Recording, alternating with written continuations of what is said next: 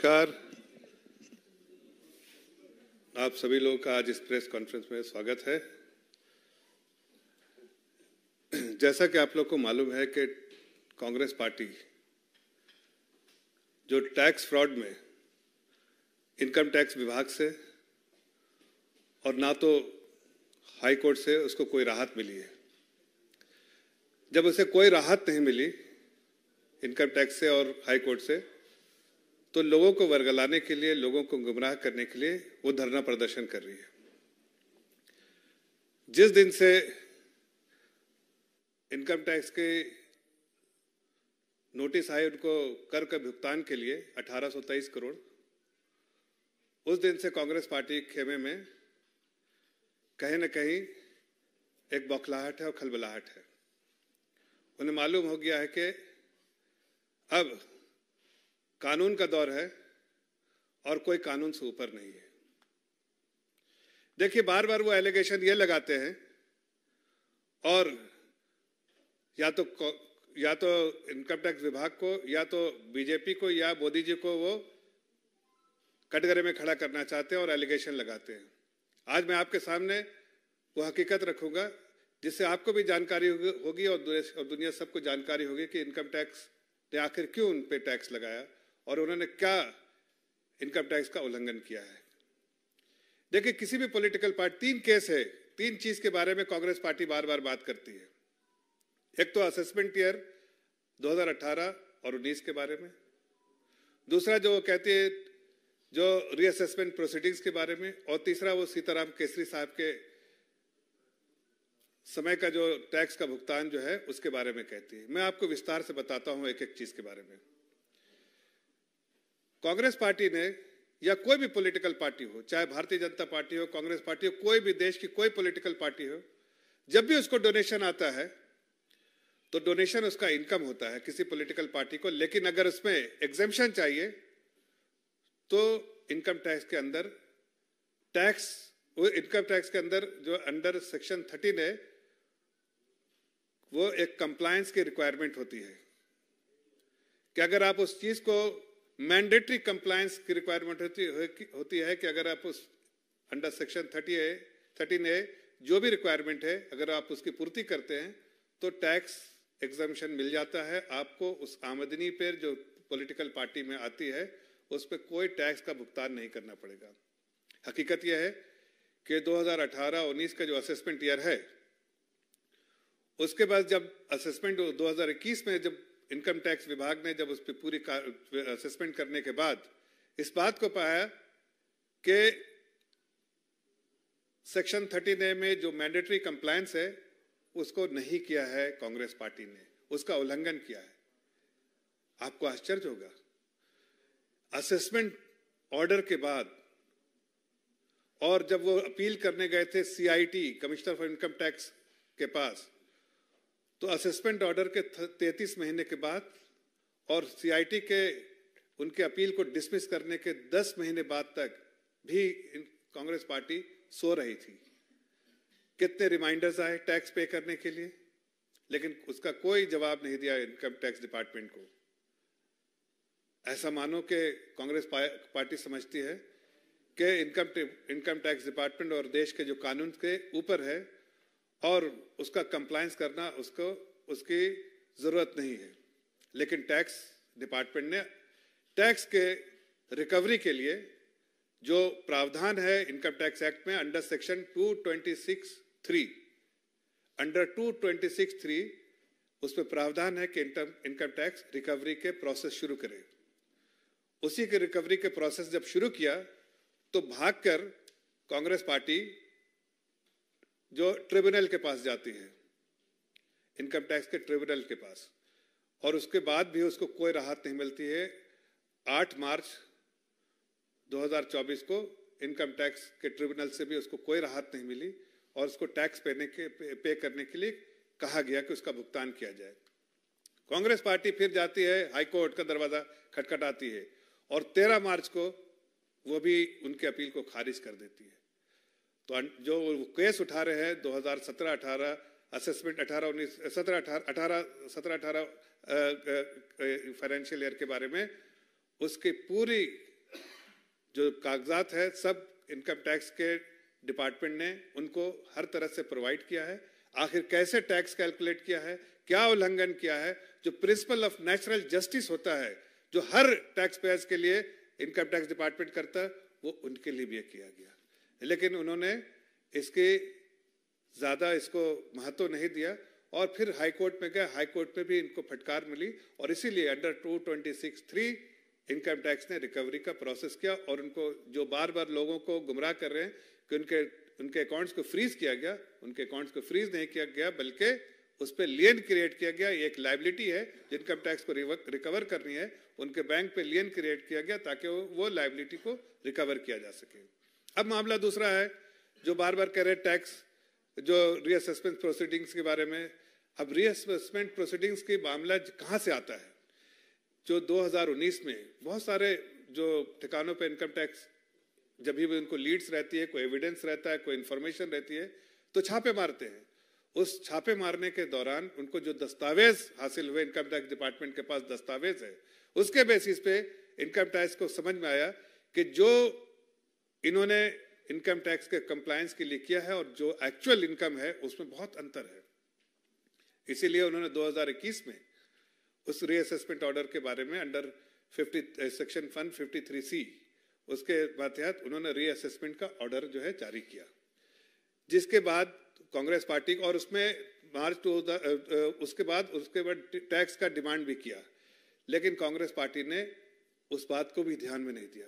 कई बार रिमाइंडर्स जो है इनकम टैक्स डिपार्टमेंट ने दिया, लेकिन कांग्रेस पार्टी सोती रही। जैसा मैंने पहले भी कहा, कांग्रेस पार्टी समझती है कि देश की संस्थान जो है उसकी जागीर है और वो उसका मानना, उसका पालन करना, देश के कानून का पालन करना उसके लिए इंसल्ट है, इसलिए उसने ध्यान नहीं दिया। हुआ यह कि वो जब बार बार कानूनी कार्रवाई होती रही इनकम टैक्स डिपार्टमेंट के द्वारा तो वो हाई कोर्ट का दरवाजा उन्होंने खटखटाया।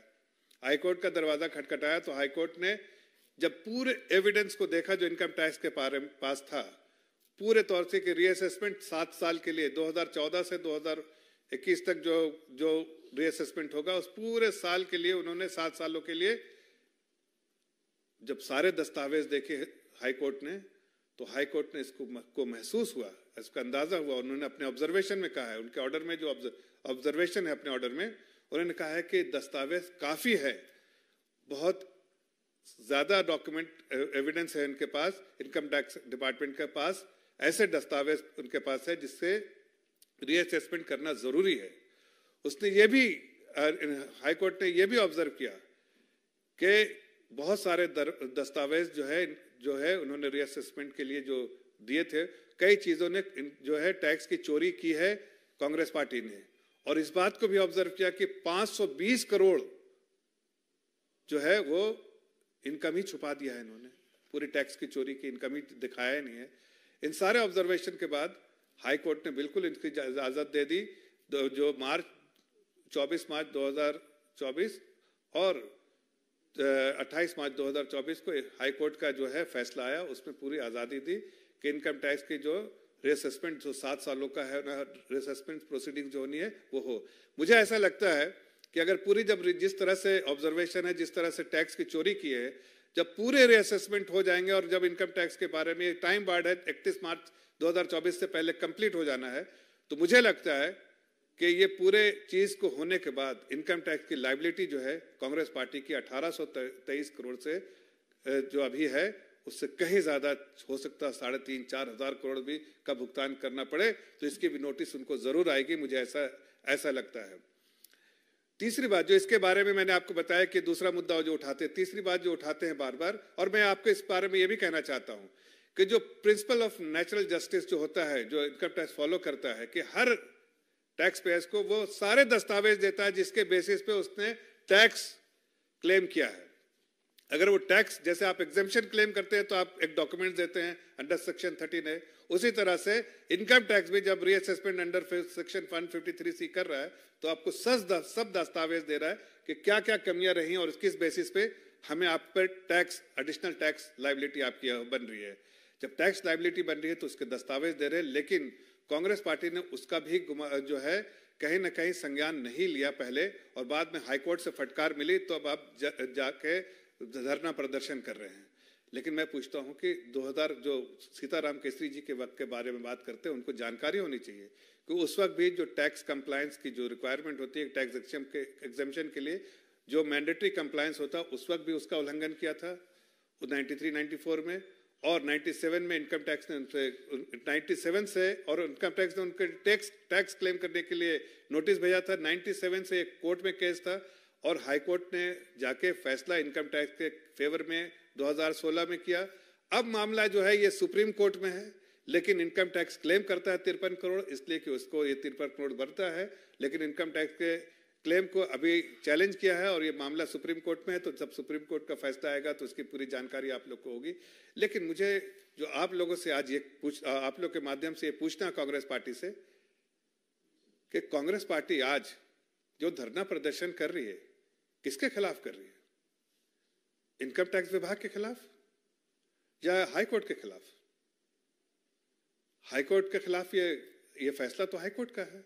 उन्होंने हाई कोर्ट का दरवाजा खटखटाया था, वहां से उनको फटकार मिली, वहां से उनकी अपील जो है डिसमिस हुई। तो आखिर किसके खिलाफ ये जो है धरना प्रदर्शन कर रहे हैं? लोगों को गुमराह कर रहे हैं। मैं जानता हूं इस बात को कि जो भी संस्थाएं हैं, सर्वोच्च संस्थाएं जितनी है, उनका सम्मान जो है सभी पॉलिटिकल पार्टी को करना चाहिए, लेकिन कांग्रेस पार्टी उसका अपमान करती है। ये साफ दिखता है कि वो अपमान करती है, जबकि सम्मान करना ये हमारे राजनीतिक रिस्पॉन्सिबिलिटी है कि हर ऐसे संस्थानों का जो सर्वोच्च संस्थान है उनका सम्मान करना चाहिए। कांग्रेस पार्टी समझती है कि वो अबव द लॉ है। वो उन्होंने जो देश में जितने साल राजपाट किया, 60 साल राजपाट किया है, उनका जो है तानाशाही अप्रोच है कि हम राजपाट करते हैं, जो है वो हम तो राजपाट करते हैं लोगों की सेवा के लिए, बट उनके मन में जो भाव है वो मेवा के लिए राजपाट करते हैं। इसलिए कांग्रेस पार्टी को लोग जानते हैं। सिर्फ टैक्स की चोरी नहीं, टैक्स में धोखाधड़ी नहीं, वो देश में हर जगह पर आप देखिए पूरे 2014 से 2004 से 14 तक उन्होंने कितने करप्शन किए। लेकिन अब ये मोदी का काल है, यहां सबके लिए कानून बराबर है।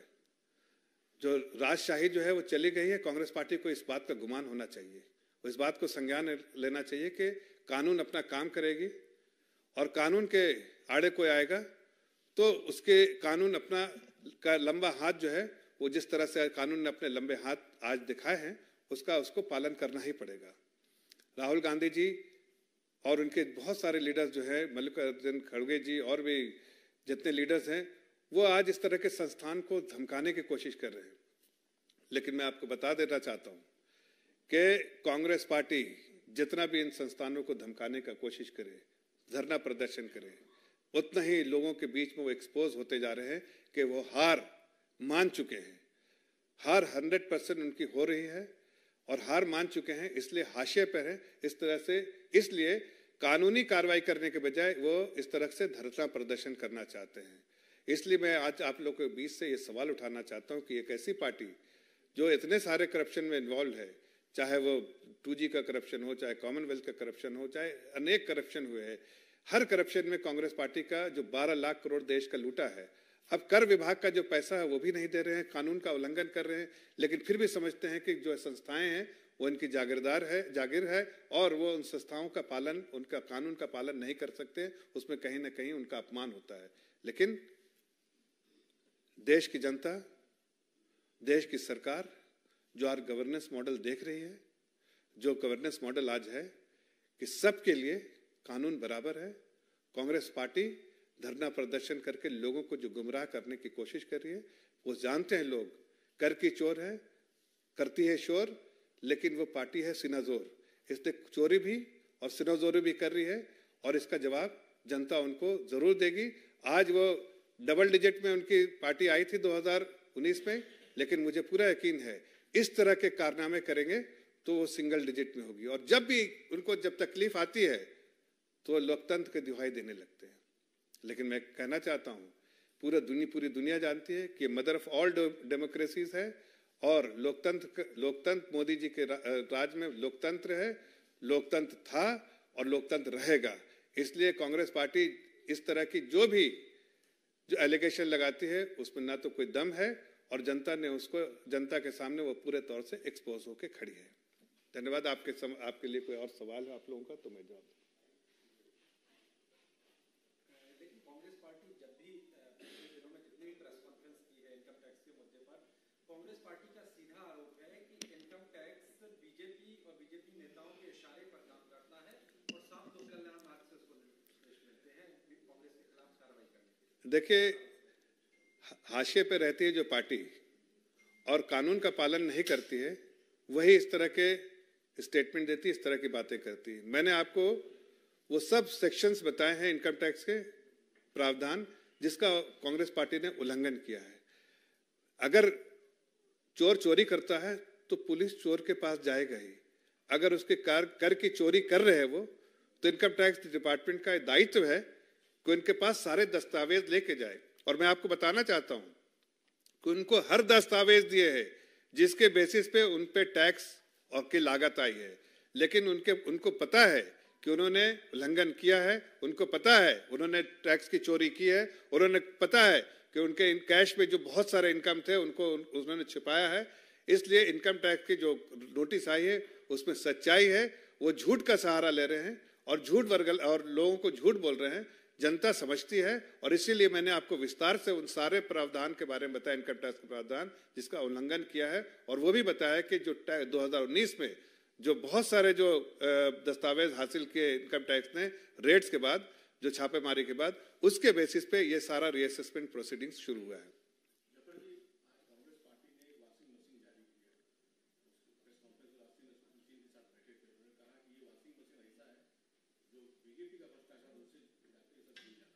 देखिए, कानून अपना काम करती है, एजेंसीज अपना काम करती है। मैं तो आपके माध्यम से कहना चाहता हूं कि कांग्रेस पार्टी चिन्हित कर दे अपने सारे वो लोग जो उनके पार्टी में आज हैं या और भी पार्टी जो ऑपोजिशन में है, चिन्हित कर दे ये लोग करप्ट है, वो अनटचेबल है हमारे लिए भी और पूरे देश के लिए भी। वो चिन्हित करके तो दें।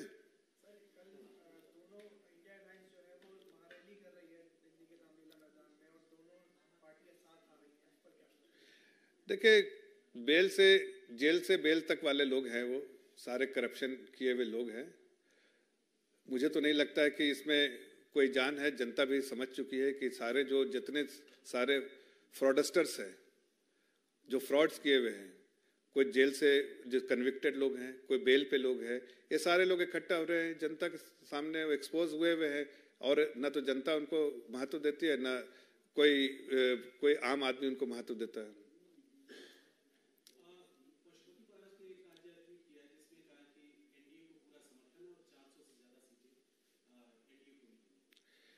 देखिए, बराबर से एनडीए में थे, एनडीए में ही हैं, और एनडीए का जो एजेंडा है, जो टारगेट है वो 400 प्लस है। तो इसमें हकीकत ही उन्होंने बयान किया है, और हमें पूरी उम्मीद है कि इस बार जैसा आदरणीय प्रधानमंत्री जी ने कहा है कि 370 भारतीय जनता पार्टी के लिए और 400 प्लस एनडीए का ये हम लाएंगे। और देश की जनता जिस तरह से एक्सपोज हो रही है कांग्रेस पार्टी, जिस तरह से ये करप्शन कर रहे हैं, जिस तरह से इन्होंने टैक्स की चोरी की है, जनता के साथ और भी एक्सपोज हो रहे हैं, तो हमारा लक्ष्य जो है पूरे तौर से हम कामयाब होंगे।